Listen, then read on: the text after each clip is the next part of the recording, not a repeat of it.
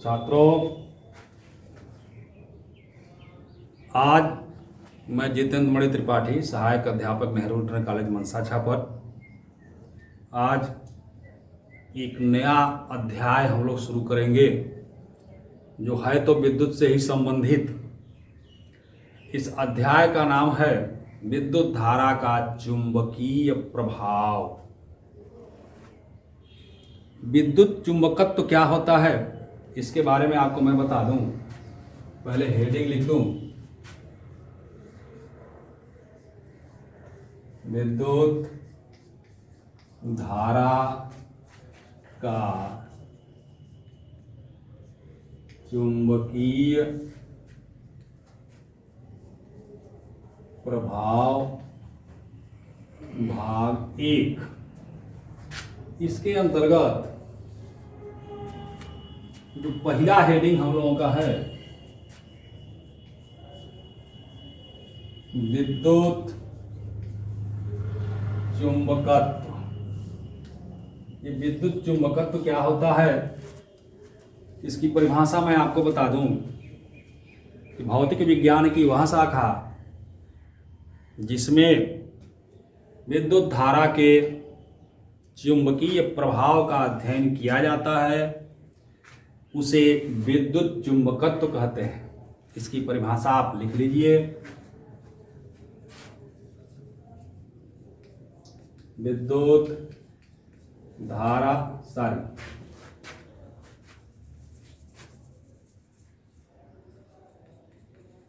भौतिक विज्ञान की वह शाखा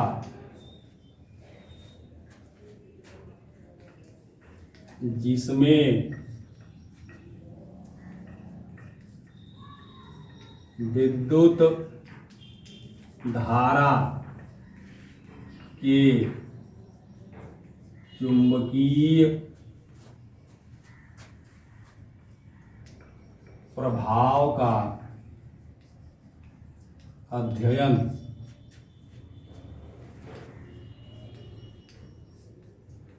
किया जाता है।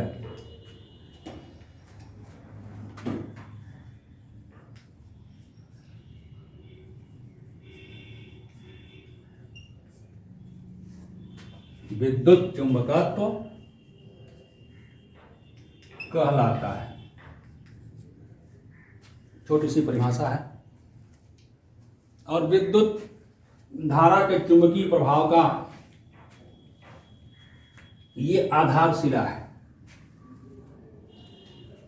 विद्युत चुंबकत्व की जो परिभाषा दी गई है तो यह आधारशिला है। यह परिभाषा मतलब भौतिक विज्ञान की वह शाखा जिसमें विद्युत धारा के चुंबकीय प्रभाव का अध्ययन किया जाता है विद्युत चुंबकत्व कहलाता है। क्या होता है विद्युत चुंबकत्व? देखिए, विद्युत चुंबकत्व का सबसे पहले पता आर्स्टेड 1820 ईस्वी में उन्होंने ही एक प्रयोग किया और प्रयोग करके यह सिद्ध किया कि जब किसी परिपथ में विद्युत धारा प्रवाहित किया जाता है तो उस परिपथ के चारों ओर एक चुंबकीय क्षेत्र उत्पन्न हो जाता है। जब किसी परिपथ में विद्युत धारा प्रवाहित किया जाता है तो उस परिपथ के चारों तरफ एक चुंबकीय क्षेत्र उत्पन्न हो जाता है। इसी प्रभाव को कहा जाता है विद्युत धारा का चुंबकीय प्रभाव। यह क्षेत्र कैसे उत्पन्न हो जाता है? तो इस क्षेत्र में जब चुंबकीय सुई ले जाया जाता है तो वह चुंबकीय सुई विक्षेपित हो जाती है। जब चुंबकीय सुई विक्षेपित हो जाती है तो हमें पता चल जाता है कि इसका मतलब यहाँ कोई किसी न किसी चुंबक का प्रभाव है या इस क्षेत्र में चुंबक का गुण है, तो उसको कहा जाता है कि यह चुंबकीय क्षेत्र है। तो यह है। अब मैं आपको इसको बता दूं कि विद्युत धारा का चुंबकीय क्षेत्र क्या होता है। इसको भी आप लिख ही लीजिए। दूसरी परिभाषा विद्युत धारा का चुंबकीय प्रभाव किसे कहेंगे? तो लिखा जाएगा जब किसी परिपथ में विद्युत धारा प्रवाहित किया जाता है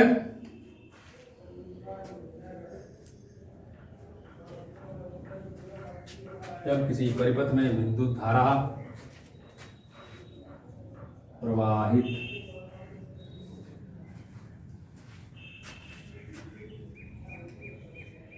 किया जाता है तो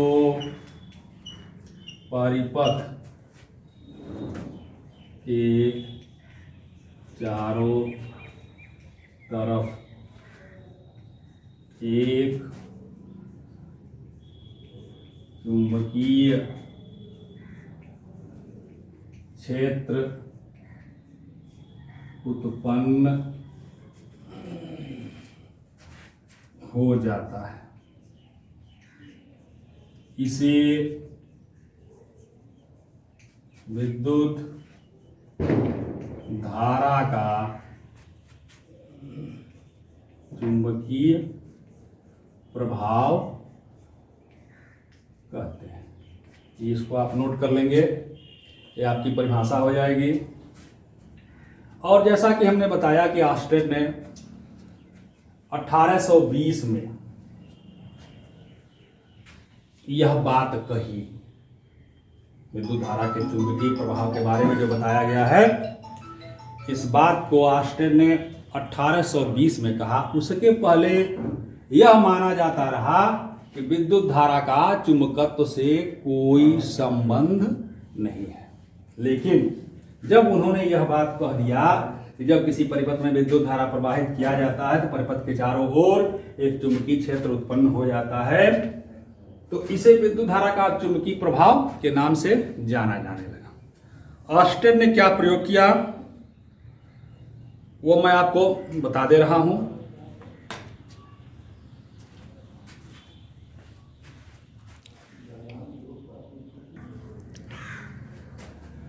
अब देखिए, ऑर्स्टेड साहब ने 1820 में जो प्रयोग किया उसके बारे में कुछ मैं आपको बता दूं कि उन्होंने एक परिपथ बनाया। परिपथ मतलब ये एक कोई चालक है, इसको बैटरी से जोड़ दिया गया।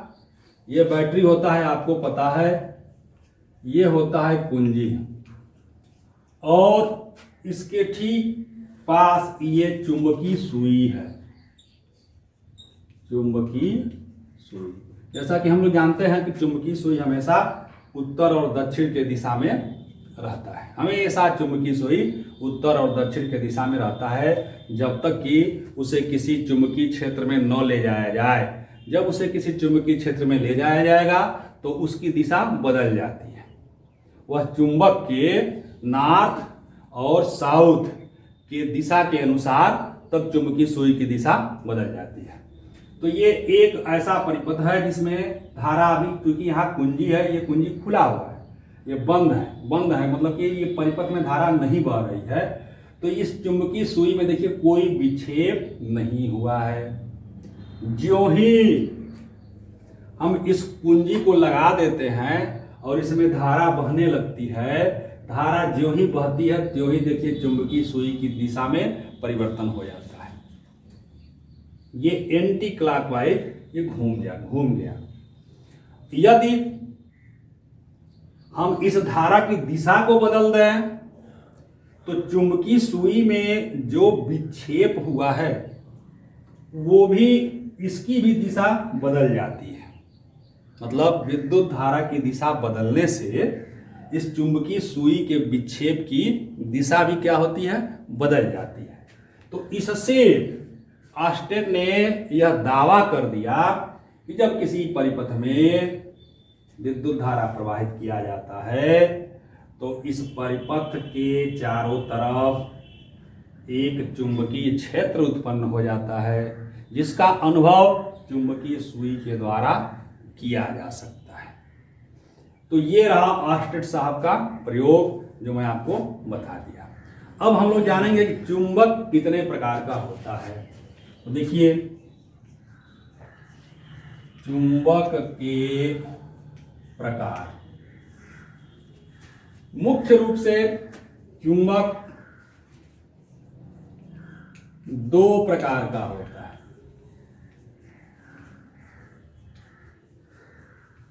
एक को कहा जाता है प्राकृतिक चुंबक और दूसरे को कहा जाता है कृत्रिम चुंबक। ये दो प्रकार के चुंबक होते हैं। एक को कहा जाता है प्राकृतिक चुंबक और दूसरे को कहा जाता है कृत्रिम चुंबक। इसमें जो प्राकृतिक चुंबक होता है ये प्रकृति में प्राकृतिक चुंबक ये प्रकृति में सीधे चुंबकत्व का गुण लेकर के पाया जाता है। माने इसमें अपने तरफ से कुछ नहीं करना होता है। यह एक प्रकार का पत्थर होता है, जैसे मैग्नेटाइट, उसका नाम है मैग्नेटाइट। उसका एक पत्थर होता है जिसको कृत्रिम चुंबक कहा जाता है।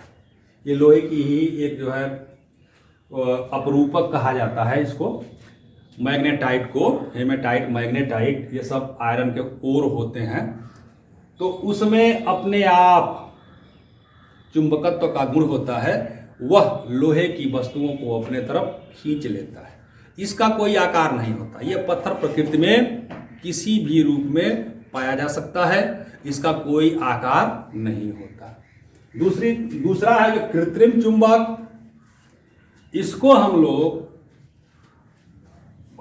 कृत्रिम रूप से बनाया जाता है।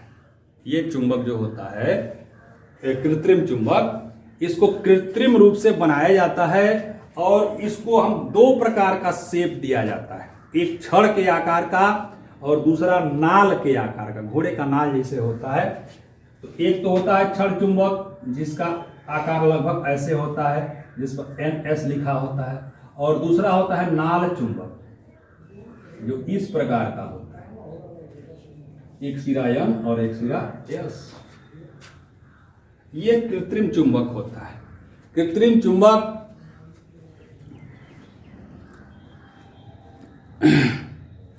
इस्पात का प्रयोग करके कृत्रिम चुंबक को बनाया जाता है कृत्रिम विधियों के द्वारा। तो आप जान गए चुंबक कितने प्रकार के होते हैं। चुंबक दो प्रकार के होते हैं, एक प्राकृतिक चुंबक और दूसरा कृत्रिम चुंबक। ये प्राकृतिक चुंबक क्या होता है? ये मैग्नेटाइट का पत्थर होता है। एक पत्थर होता है जो प्रकृति में पाया जाता है, जिसको मैग्नेटाइट कहा जाता है। तो ये चुंबक के प्रकार हैं। अब हम लोग पढ़ेंगे चुंबकीय क्षेत्र। चुंबकीय क्षेत्र क्या होता है उसके बारे में थोड़ा सा अध्ययन किया जाएगा।